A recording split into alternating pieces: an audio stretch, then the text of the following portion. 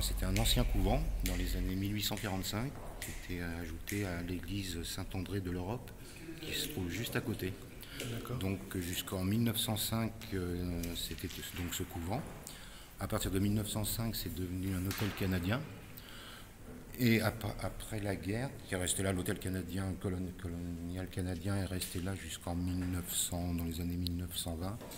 Et après la guerre, en 1946, l'INPI s'est installé ici, l'Institut national de la propriété industrielle, D'accord. qui est resté ici pendant 70 ans, jusqu'en 2012, où ils ont déménagé à Courbevoie. Et nous, on a récupéré donc ce lieu en 2013. D'accord. Et vous êtes ici dans un CHU, un centre d'hébergement d'urgence. C'est-à-dire? C'est-à-dire qu'ici, c'est surtout les gens qui viennent du 115. D'accord. Tous les gens qui viennent du 115 donc appellent. Et ici, on a en priorité des femmes seules et des femmes avec enfants. D'accord. Il y a à peu près 140 personnes qui vivent ici. Et en ce moment, comme on est en période hivernale, on a 240 personnes, dont des familles. D'accord.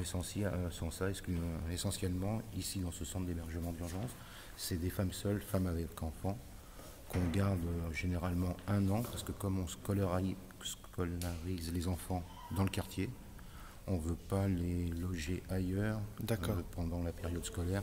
On veut que les enfants terminent leur année scolaire dans le quartier et après on les met dans les logements qu'on leur a trouvés ou dans un hôtel ou dans ce qu'on leur a trouvé. Donc l'archipel, c'est le nom de cette ancienne chapelle. Et l'association s'appelle Aurore. C'est l'association Aurore. Qui est une association qui est la plus vieille association de France, qui date de 1871. D'accord. Et est reconnue d'utilité publique depuis 1871. Donc c'est un des centres de l'association Aurore qui compte à peu près 900 centres d'hébergement, d'insertion, puisque le but c'est héberger, insérer. D'accord. Et l'association Aurore, nous sommes 1200 salariés. D'accord. 900 centres et à peu près 15 000 hébergés à l'année. D'accord. Waouh. Impressionnant, merci.